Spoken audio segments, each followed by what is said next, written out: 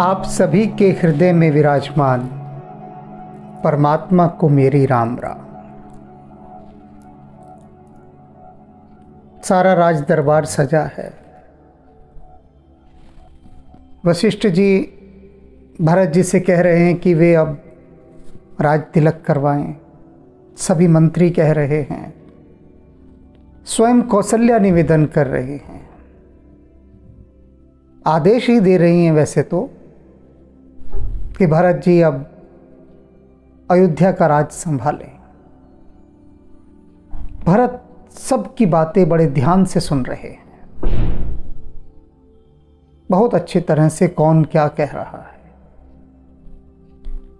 जब सबने अपनी अपनी बात कह ली तो अब भरत जी अपनी बात कहने जा रहे हैं। भरत कमल कर जोर, धीर धुरंधर धीर धर। भरत जी ने अपने कमल के समान हाथों को जोड़ा, जो कि धैर्य की धुरी हैं भरत जी। वे धीरज धारण करके बोलते हैं। अब धैर्य की धुरी हैं, उसके बाद भी धीरज धारण कर रहे हैं और बहुत ही मधुर स्वर में कहते हैं, बचन अम्य जनु बोर देत उचित उत्तर सब ही। सबको वो उनकी बात का उत्तर दे रहे हैं और जो शब्द कह रहे हैं, जो वचन कहे उन्होंने, कैसे थे? जैसे अमृत में डूबे हुए शब्द। बचन अमीय जनु बोर देत, बोरी देना माने डुबा देना। अपनी बात अब कह रहे हैं, सबकी सुन ली, और उनकी बात ऐसे है जैसे अमृत में डूबे हुए वचन। किसी ने मुझसे पूछा, ये अनेक बार तुलसीदास जी कहते हैं कि अमृत में डूबे हुए वचन। ये अमृत में डूबे हुए वचन को हम कैसे समझें? मैंने कहा देखो, समझना है तो एक प्रयोग करना पड़ेगा, समझ में आ जाएगा अमृत में डूबे हुए वचन कैसे होते हैं। उसने कहा हाँ बताइए। मैंने कहा केवल बताइए से बात नहीं बनेगी, क्योंकि मैं करवाता हूं प्रयोग, एक्सपेरिमेंट, असाइनमेंट देता हूं। तो जो प्रयोग बताऊंगा यदि सच में करो तो फिर बताऊं। पूछने वाले ने कहा कि हाँ मैं बिल्कुल करूंगा, आप बताइए।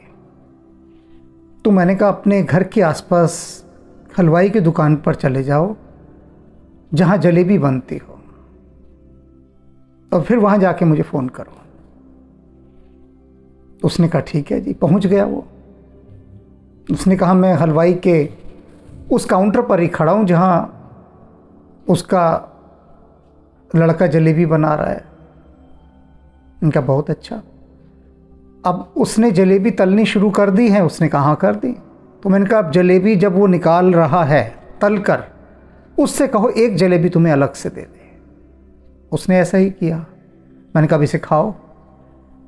उसने खाई। मैंने कहा कैसा लगा? उसने कहा लगा क्या, मैंने तो थूक दी, क्योंकि बड़ा अजीब सा स्वाद था उसका। तेल ही तेल का स्वाद आ रहा था, फीकी फीकी एकदम। मैंने सब फेंक दी, खाई नहीं, मुझसे गई वो। मैंने कहा बहुत अच्छा। अब उसने वो जलेबी चाशनी में डुबो दी होगी। उसने कहा हाँ। मैंने कहा अब एक पीस खाओ। उसने खाया। मैंने कहा कैसा लगा? कहता बस आंखें बंद हो गई खाकर, मज़ा आ गया, मन करा कि खाता ही जाऊं, खाता ही जाऊं। तो मैंने कहा अब समझो, इसे कहते हैं बचन अम्य जनु बोरी देत, कि जैसे अमृत में डुबाकर, शब्द क्या हो गए तुम्हारी वो फीकी जलेबी जो भी तलकर निकली है, और वो जो रस है वो अमृत। जब शब्द उस अमृत के रस में डूब जाते हैं और जब आते हैं तो सुनने के बाद वही अवस्था होती है कि सुनते रहो, खाते रहो। जैसे अभी तुमने कहा कि वो जलेबी रस में डूब कर आई है। पूछने वाले ने कहा कि एक ही बार में मुझे समझ में आ गया कि अमृत में कैसे शब्दों को डुबोया जाता है। हम कहाँ से समझेंगे? जो चीज़ समझनी होगी, हमारी जो रोज़मर्रा की ज़िंदगी है, दैनिक जीवन, उसी के भीतर से उदाहरण लाकर समझेंगे तो बात जीवन भर समझ में आ जाएगी। आपको हलवाई के पास जाकर फीकी जलेबी खाने की आवश्यकता नहीं है। एक खाकर आ गया, उसने बता दिया, अब आप रस में डूबी हुई जलेबी ही खाएं। ठीक है, तो अब हम आगे चलते हैं कि भरत जी ने किस तरह से अपने शब्दों को अमृत में डुबोकर उपस्थित गणमान्य जनों के बीच में कहा, प्रस्तुत किया। मोहि उपदेश दीन गुरनी का। सबसे पहले तो कह रहे हैं कि गुरुदेव ने मुझे जो उपदेश दिया वह बहुत ही नीका था, भला था, प्यारा था, शुभ था। बहुत सुंदर उपदेश दिया है, हितकारी उपदेश है। प्रजा सचिव सम्मत सबही का। और गुरुदेव वशिष्ठ के उस उपदेश में क्या उपदेश कि भरत तुम राजा बन जाओ। प्रजा का और समस्त मंत्रिमंडल का सम्मत था, सहमति थी, सब सहमत हैं इस बात से जो गुरुदेव ने कहा। मात उचित धर आयुष दीना। और तो और माता कौशल्या ने भी गुरुदेव वशिष्ठ का जो ये सुझाव था उसे उचित माना और उन्होंने भी मुझे आदेश दिया कि पुत्र भरत तुम राजा बनो। अवश्य शीस धरी चाह सकीना। भरत जी कहते हैं और मैं भी चाहता हूं कि आप सबके सुझावों का, आदेशों का मैं पालन करूं। मेरी भी हार्दिक इच्छा है, क्योंकि मैं ऐसा पुत्र नहीं बनना चाहता जो अपने गुरु का, माता का, प्रजा का, मंत्रिमंडल का, सबका उपहास करे, उनकी बात ना माने, उनकी अवज्ञा करे, उनके आदेशों का पालन ना करे। मैं ऐसा नहीं बनना चाहता। इसलिए अवश्य शीस धरी चाहो सकीना। मैं सिर माथे से लगाकर आपकी इस आज्ञा का पालन करना चाहता हूं। करूंगा या कर रहा हूं नहीं, करना चाहता हूं मैं भी। गुरुपित मात स्वामी हित बानी। क्यों करना चाहता हूं? क्योंकि गुरु और माता पिता, इनकी जो वाणी होती है वो सदा हितकारी होती है, कि जो भी बात अपने बच्चे को कहेंगे उसके नुकसान के लिए थोड़ी ना कहेंगे। हर बार सुना होगा आप सभी ने, माता पिता और गुरु क्या कहते हैं कि अरे हम जो भी कुछ कह रहे हैं तुम्हारी भलाई के लिए कह रहे हैं। ये एक पूरा पारंपरिक संवाद है, ट्रेडिशनल डायलॉग है माता पिता और गुरु का, कि हम जो भी कुछ कह रहे हैं भाई तुम्हारी भलाई के लिए कह रहे हैं, और वे कहते भी भलाई के लिए हैं। तो वही भरत जी यहाँ कह रहे हैं कि गुरु और माता पिता इन सब ने जो भी वचन कहे वो निश्चित रूप से मेरी भलाई के लिए हैं। सुन मन मुदित करी हैं भल जानी। और गुरु माता पिता ये सब जो भी बात कहते हैं उनकी बात को सुनना चाहिए, और सुन के क्या करना चाहिए? सुन मन मुदित, मन से सुनना चाहिए। मुदित, प्रसन्न होना चाहिए सुनने के बाद, दुखी नहीं होना चाहिए। करी है भले जान, और फिर उस काम को करना चाहिए यह जानकर कि ये हमारे भले के लिए है। भरत जी ने पहले अपनी भूमिका शुरू की है, भूमिका बांध रहे हैं।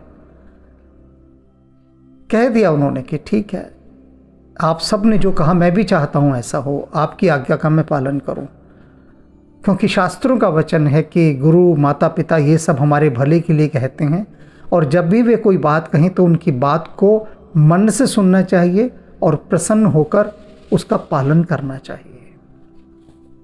उचित की अनुचित किए विचारो, बिना इस बात पर विचार किए कि वो उचित कह रहे हैं या अनुचित। अनेक बार बच्चे कहते हैं ना, नहीं नहीं आप ये ठीक नहीं कह रहे, हम आपकी बात नहीं मानते।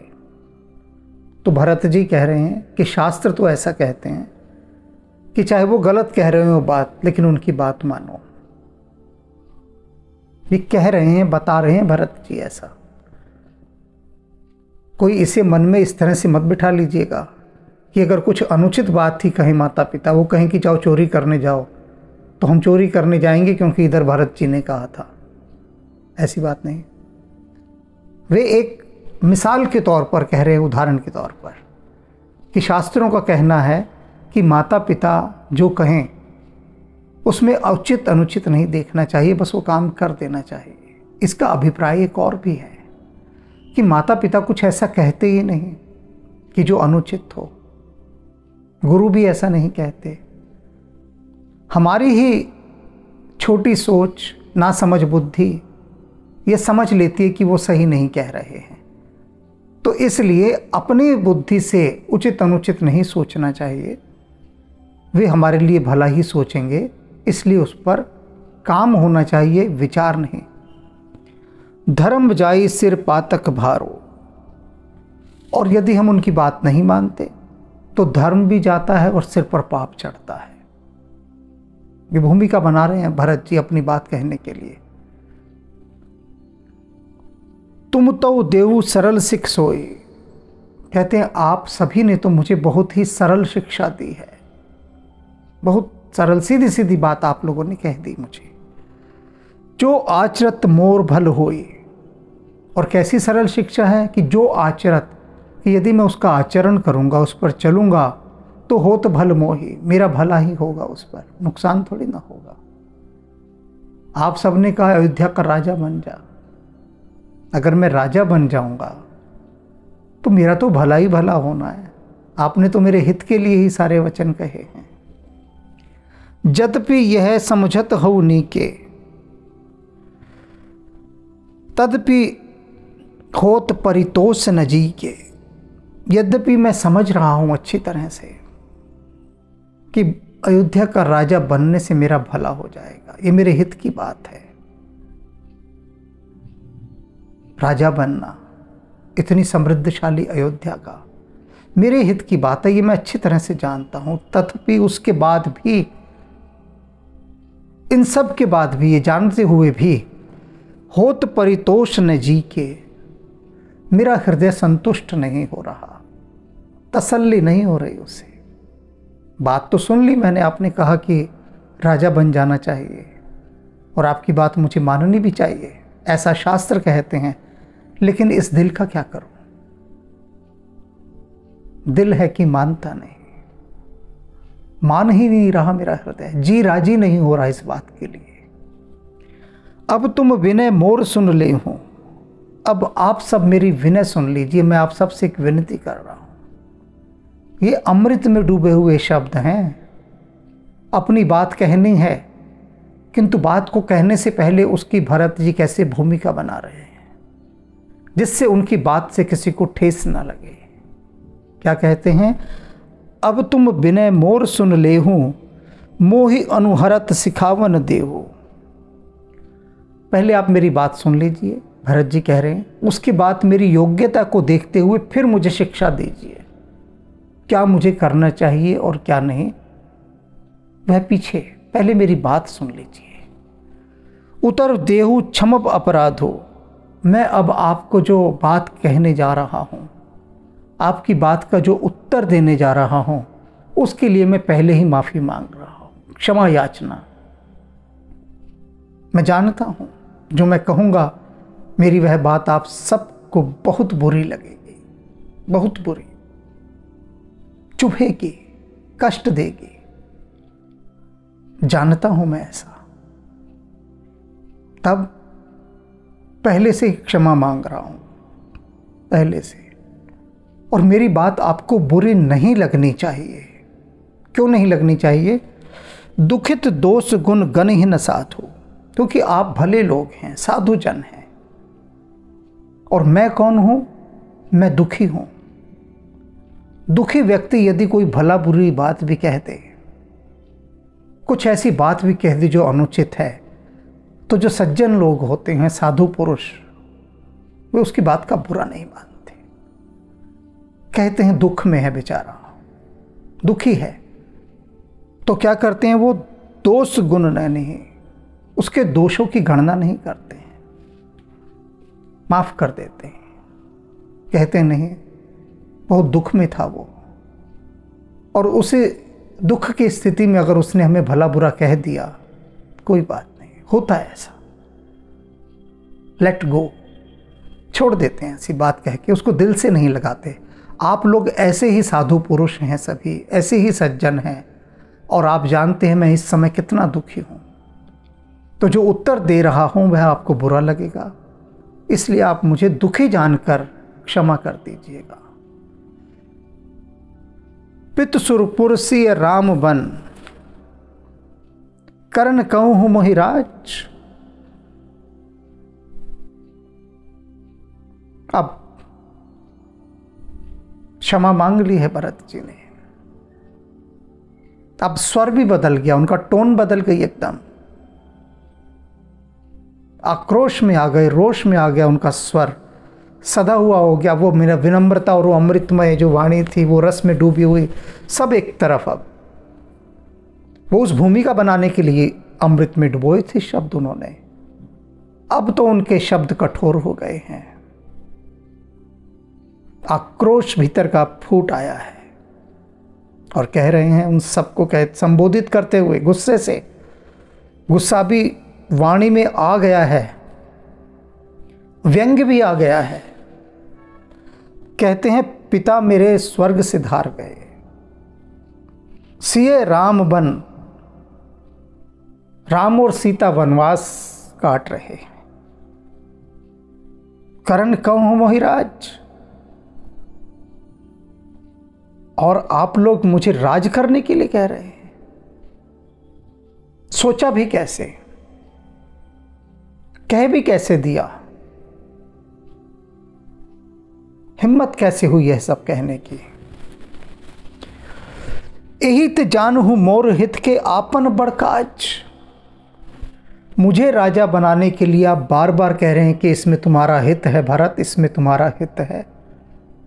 मेरा हित है या आप सभी का अपना अपना कोई फायदा है, कोई स्वार्थ है, कोई लालच है? दुहाई दे रहे हैं कि भरत तेरा फायदा है, मुझे तो नहीं लगता। जो जल्दबाजी आप मुझे राजा बनाने की दिखा रहे हैं उससे तो मुझे यही लग रहा है कि सबके अपने अपने फायदे हैं, अपने अपने स्वार्थ हैं, तभी कह रहे हैं कि भरत तुम राजा बन जाओ। कह कैसे दिया? पिता का देहांत हो गया है, राम और सीता वन चले गए हैं और मैं राजा बन जाऊं? हित हमारा सिय पत से विकाई, मुझे अपना हित पता है।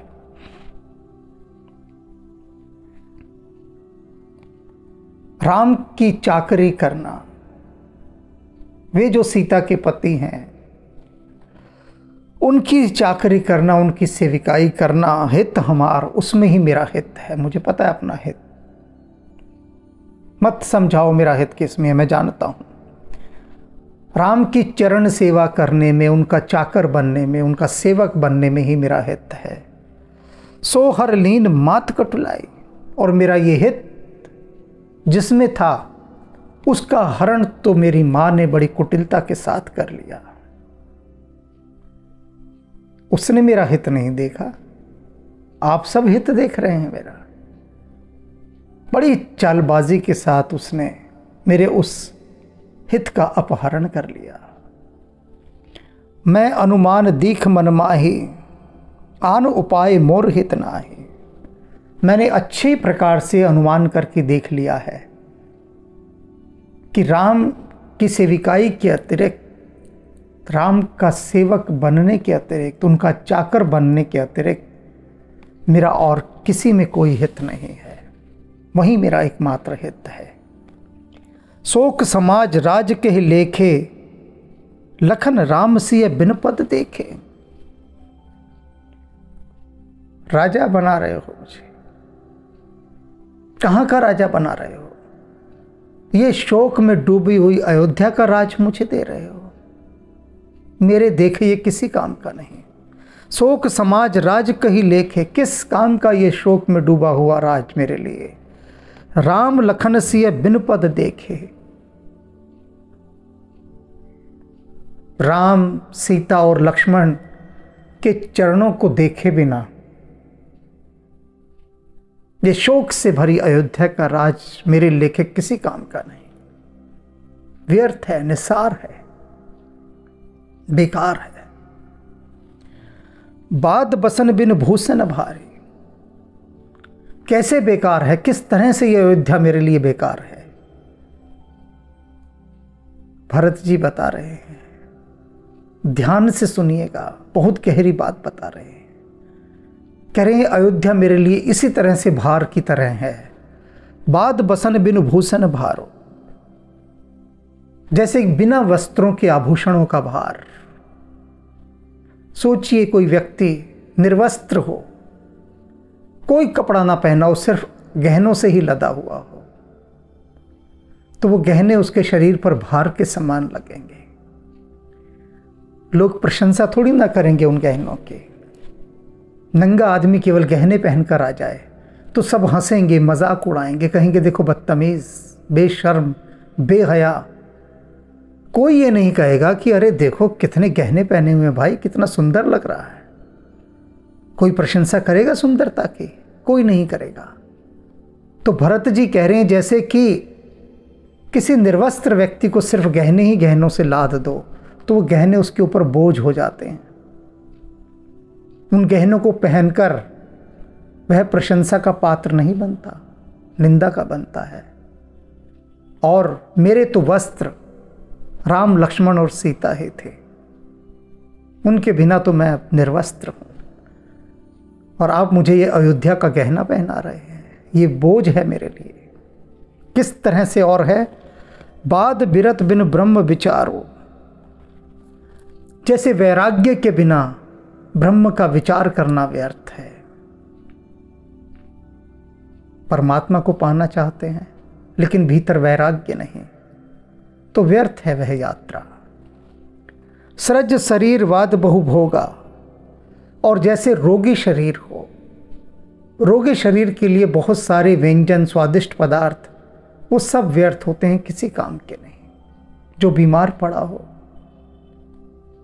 उसे आप एक से एक स्वादिष्ट 56 भोग उसके सामने रख दें, वह मुंह फेर लेगा, कहेगा नहीं खाना, भूख ही मर गई है, खाया ही नहीं जाएगा।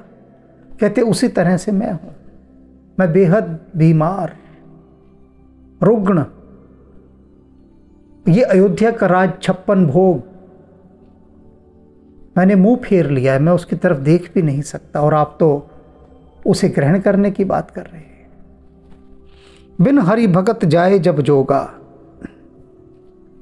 जैसे बिना हरि भक्ति के योग और जप सब व्यर्थ है। बहुत गहरी बात है समझने की। यहां पर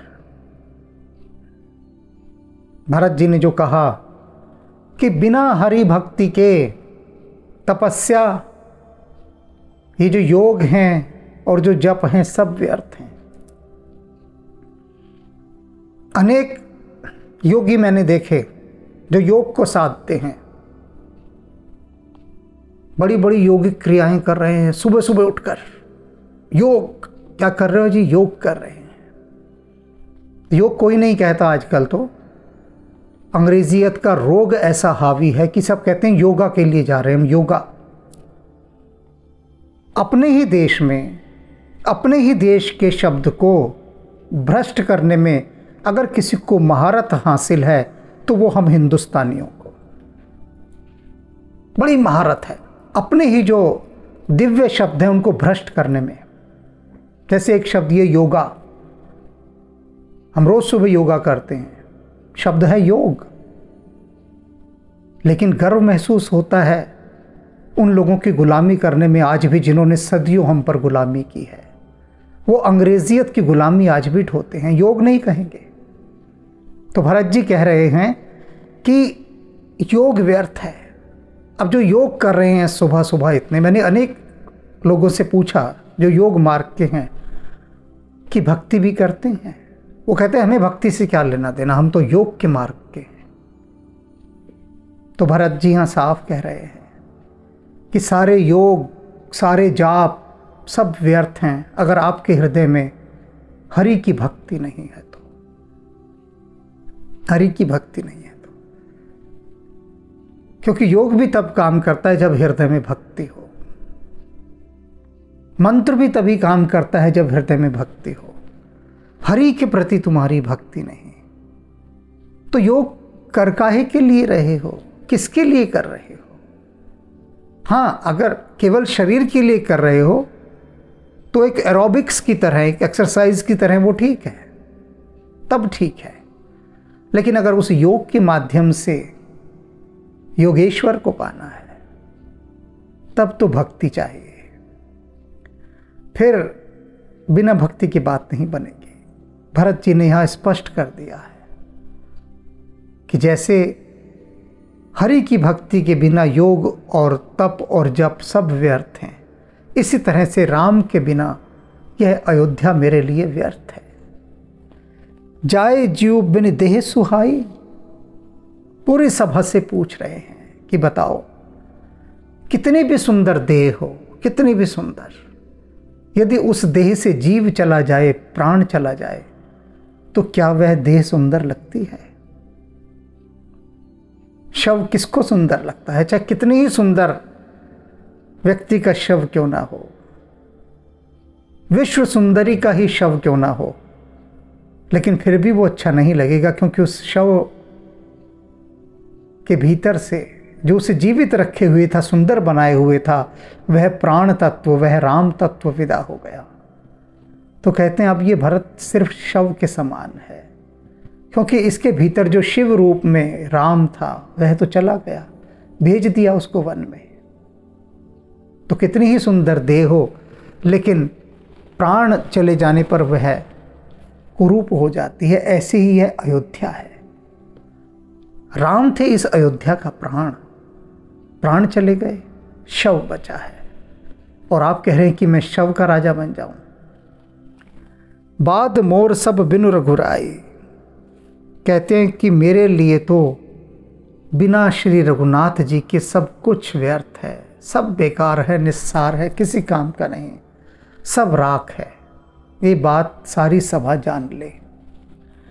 जाओ राम पही आहुस देहु, कहते मैं राम के पास जाना चाहता हूँ, आयुष देहु, मुझे आज्ञा दीजिए। मेरी एक ही इच्छा है कि मैं राम के पास चला जाऊँ। एक ही आंख मोर हित एहूँ, मेरा तो एक ही विश्वास है ये पक्का कि मेरा हित केवल इसी में है कि मैं श्री राम के पास चला जाऊं, और आप सब मुझे अब आज्ञा दे दीजिए जाने की। मोह नृप करी भल आपन चाहो, सोहु सने जड़ता बस कहो।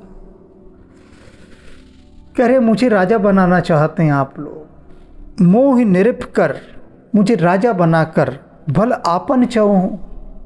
पक्की बात है, अपना ही अपना कोई भला सोच रहे हैं सब, सबको जल्दी पड़ी है।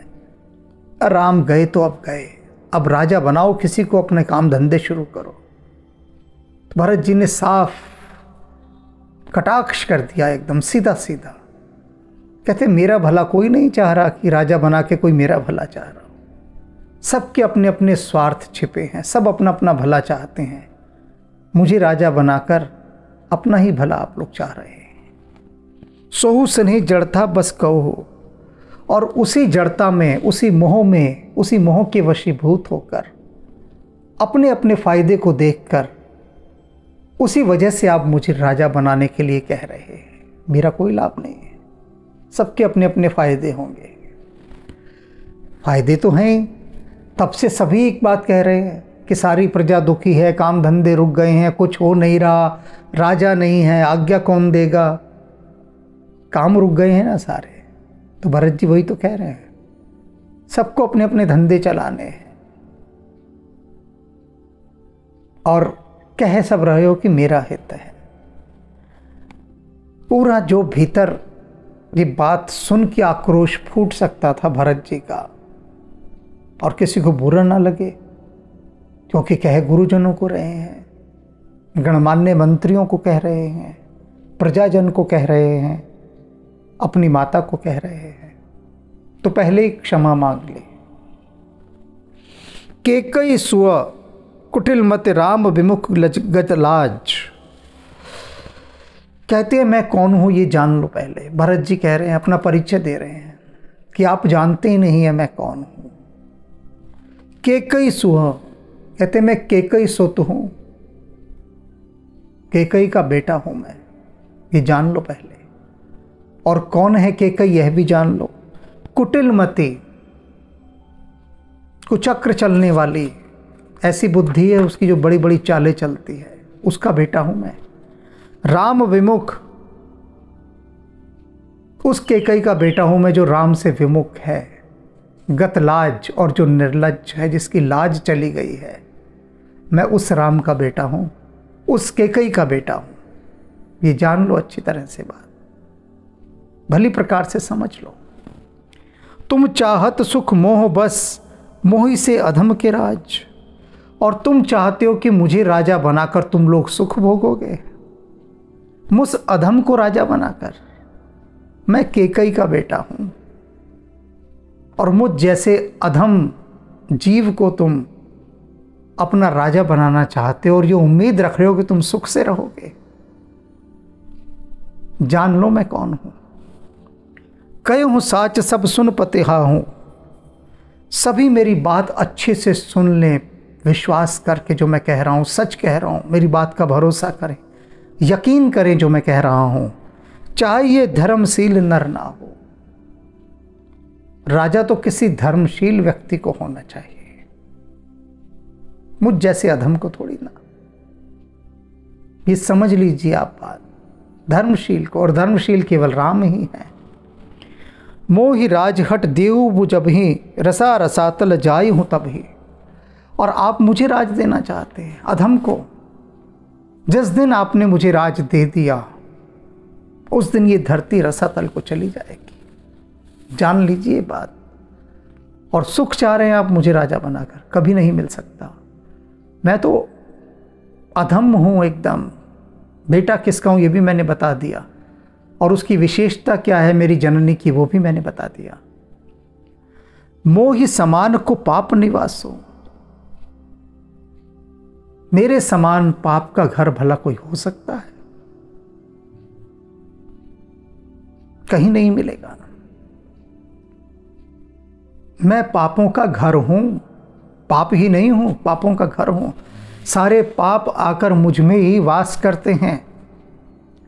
जही लगे सिए राम वनवासो, और इसी कारण से राम और सीता को वनवास भोगना पड़ा, मेरे ही पाप के कारण। राय राम कहूं कानन दीना, बिछड़त गमन अमर पुन कीना।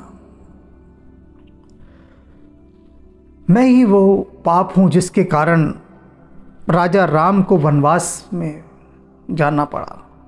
बिछड़त गमन अमरपुर कीना, और उनके बिछुड़ते ही पिता स्वर्गवासी हो गए। इन सब का कारण कौन है? मैं हूं, मैं हूं और कोई नहीं है। मैं सठ सब अनरथ कर हेतु,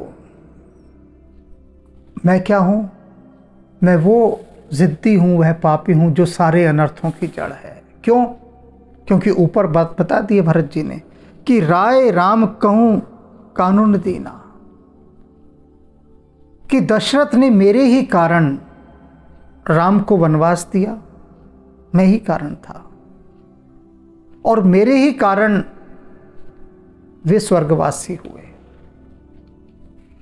न मैं होता, न राम को वनवास मिलता, न उनके विरह में उन्हें प्राण त्यागने पड़ते। तो इन सब का कारण कौन है? पाप की जड़ कौन है? ये भरत।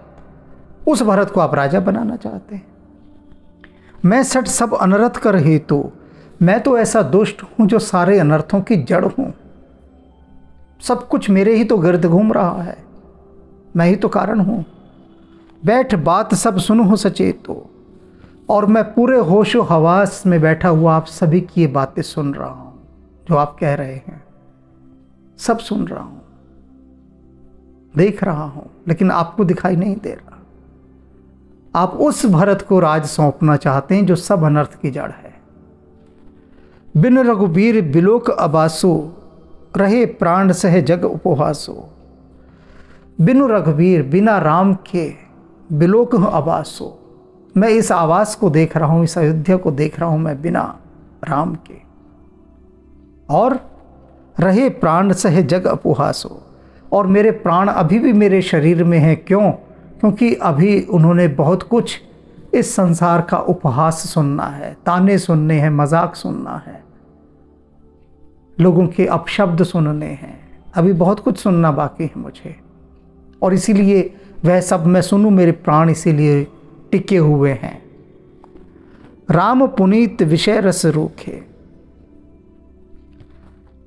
कहता है कि ये जो मेरे प्राण है ना, ये अभी तक राम रस में डूबे नहीं हैं।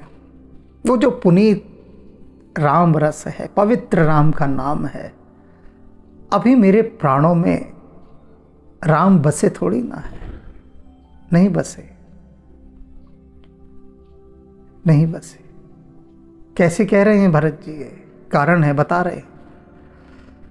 लोलुप भूमि भोग के भूखे।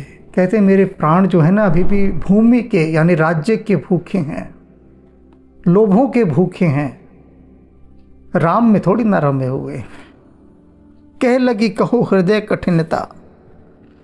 अपने हृदय की कठोरता मैं कहाँ तक कहूँ, नहीं कह सकता।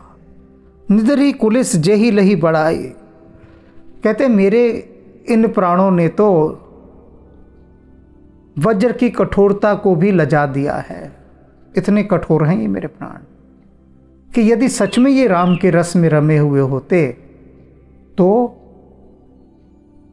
राम के विरह में तत्काल प्राण त्याग देते। प्राण तो अभी तक ठहरे हुए हैं। वो तो हमारे पिता थे दशरथ, जो राम से प्रेम करते थे कि राम गए तो प्राण भी गए, और यहां तो प्राण अभी तक टिके हुए हैं। इसका मतलब राम में रमे नहीं, राम से दूर ही दूर हैं, तभी तो प्राण बचे हैं। और ये प्राण क्यों बचे हैं? क्योंकि वो इस पापी शरीर को भी बहुत कुछ सुनवाना चाहते हैं, अभी बहुत कुछ दिखाना बाकी है। बहुत अयोध्या वासियों ने मेरे लिए भला बुरा कहा, कम था, अभी और सुनना बाकी है, जो आप मुझे राजा बनाकर सुनवाना चाहते हैं। इधर आपने मुझे राजा बनाया और उधर सारा संसार कहेगा कि यही तो भरत चाहता था। सारा खेल इसी का तो था। ये थोड़ा बहुत स्वांग किया, नाटक किया, ड्रामेबाजी की और फिर बन गया राजा। देख लो, हम तो पहले ही कहते थे कि भरत का हाथ है इस षड्यंत्र में। तो भरत जी कहते हैं अभी और भी कुछ आप लोगों ने मुझे सुनवाना है, बहुत कुछ संसार से। सबके अपने अपने मतलब हैं। मुझे बलि का बकरा बनाकर और राजा बनाना चाहते हैं। कारण ते कारुज कठन होई दोष नहीं मोर। कहते हैं इसमें मेरा दोष नहीं है, क्योंकि ये सत्य है कि कारण से जो है ना कार्य बहुत कठोर होता है। इस बात को समझिएगा कि भरत जी कह रहे हैं कि राम के साथ यह सब हुआ, वनवास हुआ, पिता का देहांत हुआ, इन सब का कारण मैं बना। तो कहते इसमें मेरा कोई दोष नहीं है। क्यों दोष नहीं है? क्योंकि मैं तो बनना ही था उनका कारण, क्योंकि मैं कार्य हूं, वो मेरा कारण कोई और है। मैं जिस कारण की उत्पत्ति हूं उसका ये बाई प्रोडक्ट है, ये तो होना ही था। कि कहने का अभिप्राय क्या है, वो क्या कह रहे हैं भरत जी कि मैं केकई से भी ज़्यादा खतरनाक हूं। ये बात समझ लो, केकई कारण है तो मैं कार्य हूं, और तुम लोगों को ये बात समझ में नहीं आ रही। भरत जी कह रहे हैं मैं समझा देता हूं, उदाहरण के साथ समझाता हूं। कारण ते कारज कठन होय दोष नहीं मोर, कुलिस अस्थिते उपल ते लोह कराल कठोर। कहते हड्डी से कठोर वज्र होता है। अभी कल या परसों पिछले किसी एपिसोड में मैंने दधीची की कथा सुनाई थी, और उस कथा में मैंने बताया था वज्र के निर्माण की प्रक्रिया, कि वज्र क्यों इतना कठोर था और हड्डी से भी अधिक कठोर था।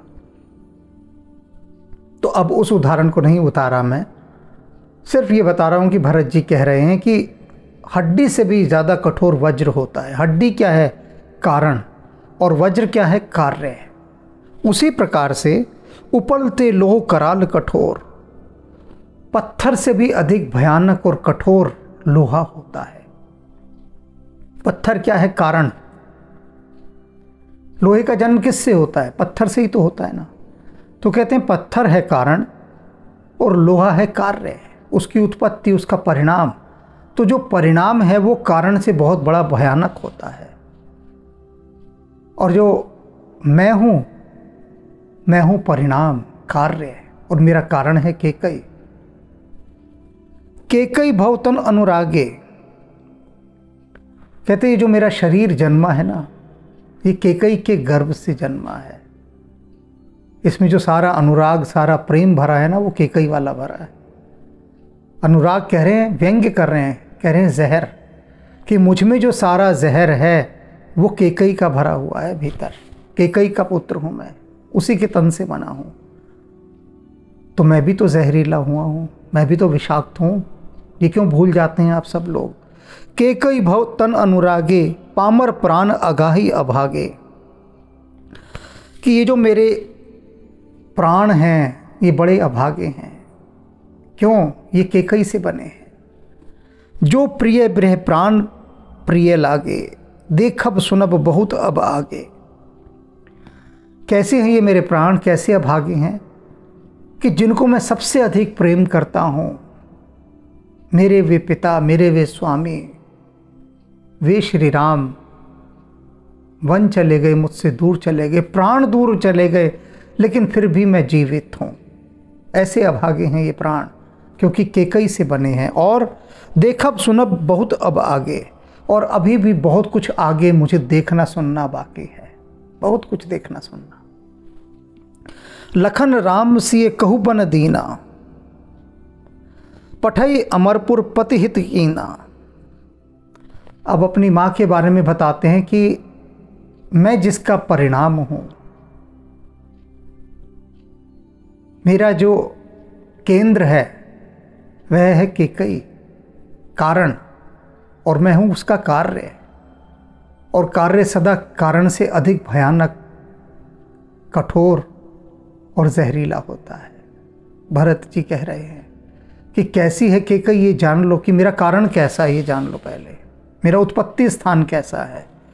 राम लखन सिए कहु बन दीना, राम लक्ष्मण और सीता को बताओ किसने वन दिया, किसने वन में भेजा? केकई ने। पठई अमरपुर पति हित कीना, और अपने पति को स्वर्ग में भेजकर उसका हित किया, बहुत बड़ा हित साधा। व्यंग्य कर रहे हैं, व्यंग्य देखिए भरत कितना पहना व्यंग्य कर रहे हैं यहाँ पे, तीखा और जहरीला व्यंग्य। अच्छा हुआ उसने अपने पति को स्वर्गलोक में भेज दिया, वरना और दुख पाते वे यहाँ पर। तो कितनी भली है केकई।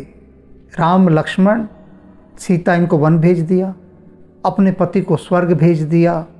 लीनी विधवपन अपजस आपो, स्वयं अपने आप वैधव्य को धारण किया, अपने हाथों से खुद विधवा बनी, अपयश लिया, बदनामी ली, खूब बदनामी उठाई खुद। दीन है प्रजहि शोक संतापो, और पूरी प्रजा को शोक और संताप दिया, कष्ट दिया, सबको दुख दिया इसने। मैं उस केकई का पुत्र हूं। मोहि दीन सुख सुजस सुराजो, और उसने क्या किया मेरे लिए मोहि दीन, मुझे दिया सुख, सुजस सुराजो, ऐसा राज मुझे दिया जिसमें सुख ही सुख है, यश ही यश है, ऐसा राज मुझे सजा कर दिया।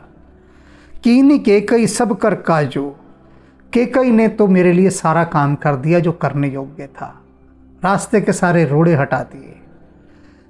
इहते मोर कहा अब नीका, इससे बड़ा मेरे लिए नीका नेक काम और क्या हो सकता है। मेरे लिए जो भलाई करनी थी वो सब तो केकई ने कर दी। पूरा ट्रैक साफ कर दिया मेरे लिए, सारा रास्ता साफ। राम लक्ष्मण सीता उनको वन भेज दिया, अपने पति को स्वर्ग भेज दिया, सारे रास्ते सब कांटे उखाड़ दिए रास्ते के, पूरा साफ है रास्ता, सब कुछ मेरे लिए नीका भला कर दिया। तेही पर देन कब हूँ तुम टीका, और अब आप लोग भी मुझे राज तिलक करने की बात कर रहे हैं। क्या बात है, भरत जी कह रहे हैं वाह, किसी ने कोई विरोध नहीं किया, सब कुछ मेरे अनुकूल, मेरे फेवर में हो रहा है सब कुछ। मेरी जननी ने ही मेरे लिए सब काम करके रख दिया था, सारा कुछ। और ऊपर से इधर आप लोग देखो, उतावले हुए पड़े हो, बेचैन हो, पगलाए हुए हो कि भरत तू राजा बन, तू राजा बन, तू राजा बन। क्या बात है, सब कुछ काम मेरे हुए पड़े हैं। केकई जठर जन्म ही जग माही, कहते मैं केकई के गर्भ से पैदा हुआ हूं, मेरे लिए संसार में कुछ भी असंभव नहीं रह गया है। यह मोही कह कछ अनुचित ना है, अब ऐसा कुछ भी नहीं जो मेरे लिए अनुचित हो, मैं जो करूंगा वो सब ठीक होगा। केकई के गर्भ से जन्मा हूं भाई। मोर बात सब विधि ही बनाई, और मेरी बात तो खुद आकर विधाता ने बना दी। तुम लोग क्या बनाओगे? तुम लोग कह रहे हो राजा बन जा भरत, अरे तुम क्या बना रहे हो?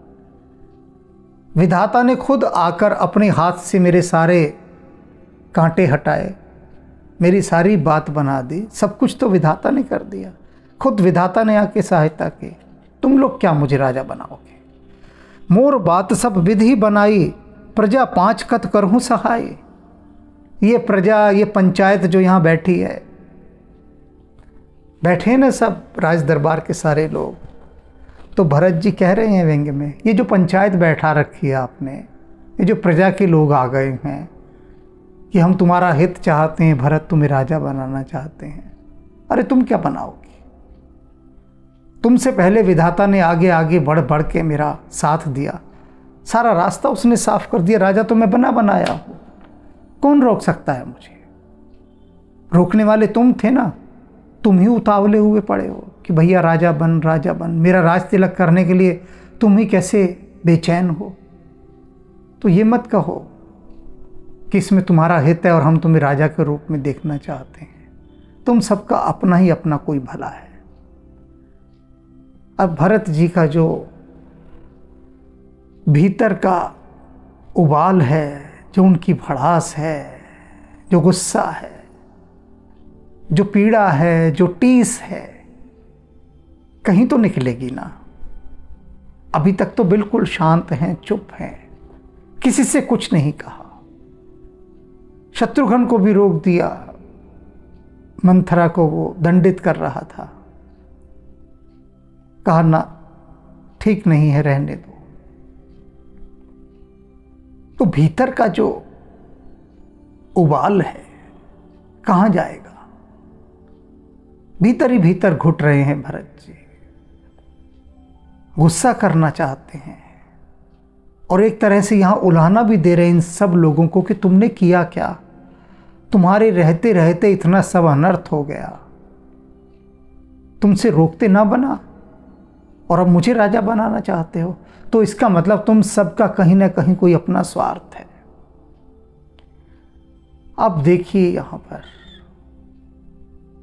भाई के लिए जो प्रेम है, जो प्रेम है भाई के लिए, यहां हो क्या रहा है दुनिया में? भाई भाई को कोर्ट में घसीट रहा है, एक एक इंच जगह के लिए, एक एक रुपए के लिए मारकाट मची है। भाई भाई का बैरी हुआ पड़ा है, एक एक रुपए के लिए, छोटी छोटी सी धन संपदा के लिए। आए दिन मैं देखता हूं, आए दिन घरों में संपत्ति के झगड़े चल रहे हैं, लड़ाइयां चल रही हैं, और भाइयों में चल रही है सारी लड़ाइयां, भाई बहनों में, पैसे को लेकर, मालो दौलत को लेकर।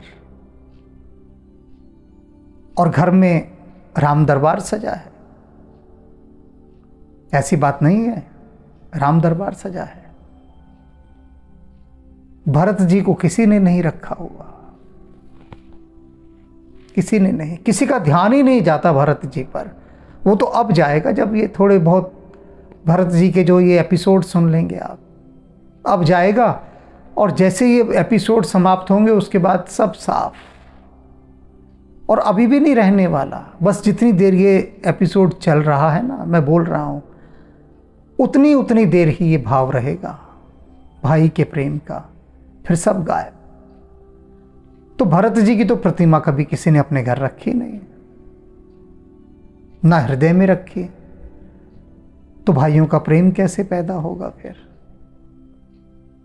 राम की रखी है, पर राम तो डेकोरेशन पीस हैं, अच्छे सुंदर लगते हैं, समाज में दिखाते हैं हम कि हम भक्त कर रहे हैं, भक्ति है, कितने बड़े भक्त हैं हम। देखो राम की हमारे घर में पूरा दरबार है, मार्बल का बनवाया है, लाखों रुपए का, बहुत शानदार राम दरबार है, पूरा संगमरमर का बना हुआ। जय श्री राम भी बोलते हैं, पूरी भक्ति करते हैं राम की। बस एक डेकोरेशन पीस की तरह है कि लोग आए देखें, कहीं यार क्या भगत हैं, क्या धार्मिक लोग हैं। लेकिन राम जैसा बनेंगे नहीं हम। तौबा मेरी तौबा, तौबा मेरी तौबा, राम जैसा नहीं बनना।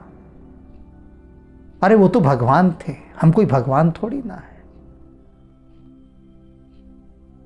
लोग मुझसे बहुत नाराज हो जाते हैं, बहुत नाराज, जब मैं कहीं भी थोड़े बहुत उदाहरण भरत जी के दे देता हूं, राम के दे देता हूं, कृष्ण के दे देता हूं, बेहद खफा हो जाते हैं मुझसे और कहते हैं आपने समझ क्या रखा है, हम कोई भगवान है क्या? हमारा कंपैरिजन भगवान से करने लग जाते हो। एस्केप करने का तरीका, खुद को बचाने में माहिर हैं, टाल जाते हैं। अरे वो तो भरत जी थे, वो छोड़ सकते हैं अयोध्या का राज, वो तो राम थे, वो जा सकते हैं पिता के कहने पर। हम तो पिता को घसीट दें कोर्ट में, वकील ऐसा करेंगे कहेगा बाप पागल है एक नंबर का, सिर फिरा, अंदर करवा देंगे बाप को, हमें वनवास भेजेगा बाप, हम भेज देंगे ऐसी जगह लौट के ही नहीं आएगा। ये युग है आज का और यह हो रहा है। इसीलिए राम की यदि सच में भक्ति करनी है, भरत जी को सच में हृदय में उतारना है, तो सबसे बड़ी बात है भाइयों का प्रेम होना, परिवार में प्रेम होना।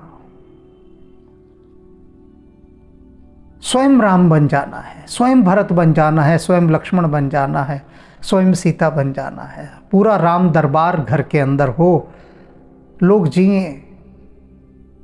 जहां राम अभी तक है नर में, नारी में अभी तक सीता है। जीते हो किसी ने देश तो क्या, हमने तो दिलों को जीता है। समझ रहे हैं ना? तो दिलों को जीतने की कोशिश करें। भरत जी से बहुत कुछ सीखना बाकी है, अभी जीवन में उतारना बाकी है अभी। भरत जी की जय हो, भरत जी की जय हो, भरत जी की जय हो।